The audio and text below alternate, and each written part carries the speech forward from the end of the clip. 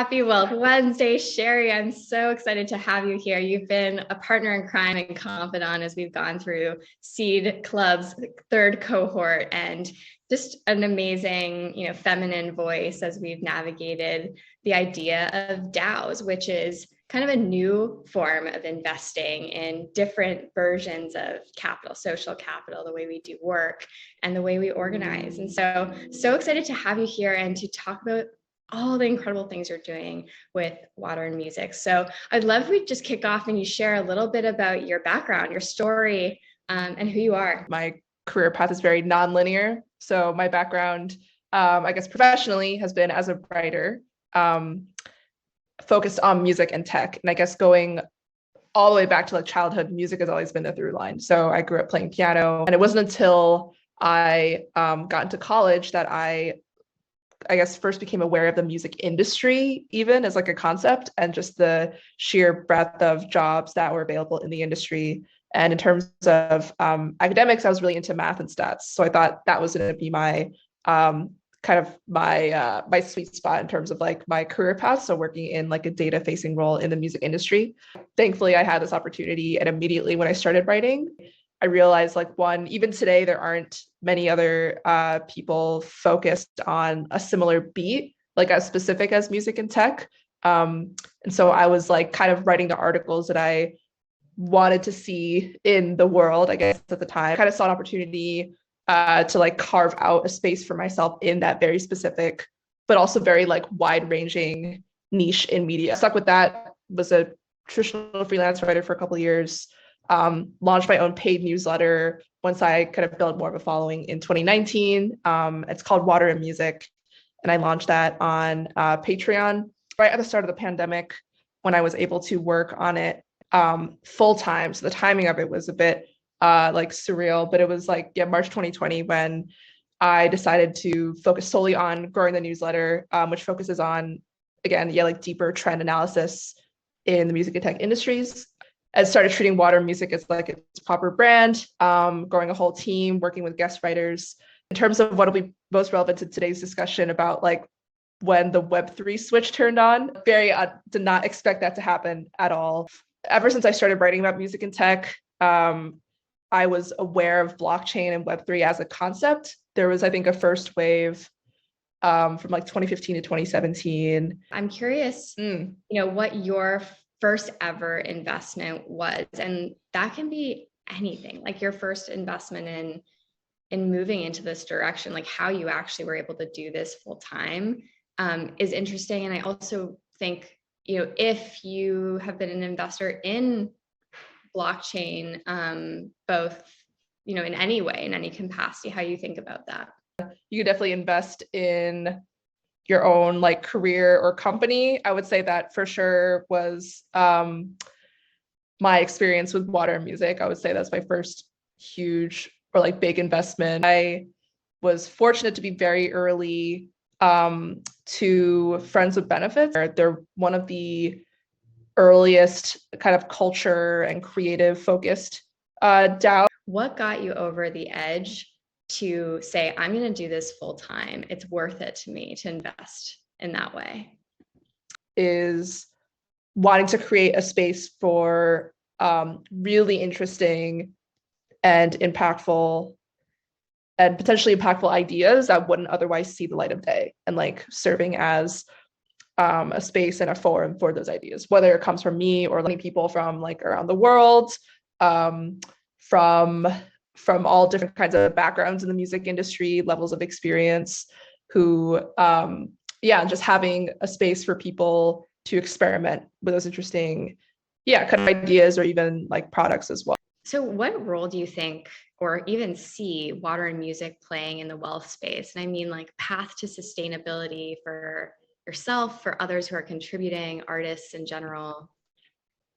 I see my role right now, this very nascent stage, as encouraging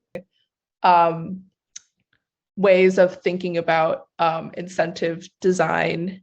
I imagine we'll have to like balance moving forward, like once people are more aware of how you can earn a stream, and like once that I don't want to think of it as a game, but some people you do, once the rules are made more transparent that way, will be interesting to navigate. And this is, I guess, a common narrative in crypto. Like people are paying off mortgages and like paying off debts and like really being able to live much better lives because of these models. So nothing against them, but I guess encouraging more like diversity of incentive structures and thinking about how that doesn't have to be like the only model of like financializing everything.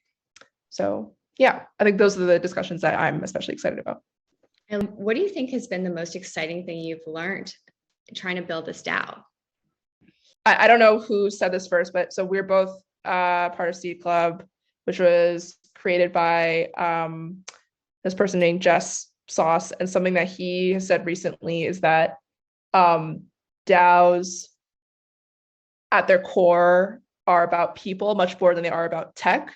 And that is absolutely true from my experience transitioning water and music into something that, into more of a DAO in terms of kind of the core infrastructure. A lot of the biggest takeaways, like our earlier exercises about like who are the core contributors in your community, what brings them in, what are their own goals, like those are so important to nail down, I think, before even thinking about the very complicated topics of like tokenomics and the other more, tech and financial sides of Web3. So you definitely do not have to be fluent in the technology from the outset, but if you have like a more thoughtful approach to how you want to build your community or organization, and you like lead with that, I personally think you have like a bigger chance at success or at least like sustainability than if you're like super fluent in the tech, but don't, at least in the context of a community, like don't really have a like clear framework or clear sense of like how you want that to look. You mentioned Jess, but I'm curious, maybe it's him or others. Is there a person or a company right now that's really inspiring you in this space? I personally think Nicole Davy, who's on the Seed Club team, she was one of the main like mentors or point people for a lot of different groups in our cohort. Super inspired by her because not just of how, I guess, prolific she has been throughout this whole process, but also because of how thoughtful and critical she is about the tech. I think in general, the ecosystem could definitely use more of those voices. I think there is a reason why people are like skeptical about Web3, or a lot of people are, because a lot of the loudest voices are just like shilling or just like, borderline or actually scammy. So I always try to support and champion voices that are actively building but still being like critical every step. Another group I'll mention is Songcamp, which is a Web3 focused music collective. They have at least one like sub DAO where like it is governed by a token. There's one called Electra, and it's a DAO that I think is focused just around one discrete but like ongoing kind of audio-visual music project. What I respect the most about them is not just about the amazing work they've put out, but also how transparent they've been and how willing they've been to build in public. That's a phrase that is a huge theme in Web3 in general, and what personally is like very motivating to me, and what I try to pay forward as much as I can through water and music, like, publicly sharing our learnings, things that do or do not work in our transition into becoming a DAO and launching our token. Anything in like music and Web3 that involves like building in public and like sharing knowledge, I super inspired by and always try to promote. So I'd say they've been very inspiring to me too. Incredible. And what advice would you give to somebody getting started, somebody crazy enough to jump on board and start creating a DAO or investing behind a DAO or joining a DAO? Following DAOs on like Twitter, joining their Discord servers, and just like there's a lot of value in lurking also. Like you don't have to be like super active like right from the beginning. I don't think that certainly is not realistic for like everybody in a community, but just like lurking, and if you see an opportunity to like jump in and contribute, that is like I think the best way to get started. Because of this culture of collaboration, knowledge sharing, more than happy to like usually help you, find your way through a community as long as you speak up. So we definitely encourage that as well. So you are just working on so many cool things. What else should we know? How do we follow what you're up to? How can people stay in touch with all of the stuff that will be coming out? We just wrapped up season 1 of this collaborative research framework. We have a report out. The exact URL is stream.waterandmusic. I'll spell it out, waterandmusic.com. Very splashy landing page. You can see all of the articles that we put out as part of season 1. In early January, start the process of launching season 2 of these collaborative reports. We're probably going to put the topic itself of the report to a community vote, because we definitely want it to represent the interests of people in our community and I guess the music industry as a whole. In terms of places to stay up to date with that, I personally am on Twitter at Cherie Hu 42. The number is 42. The Water Music Twitter account, water_and_music. There we post a ton of updates on our research and our articles.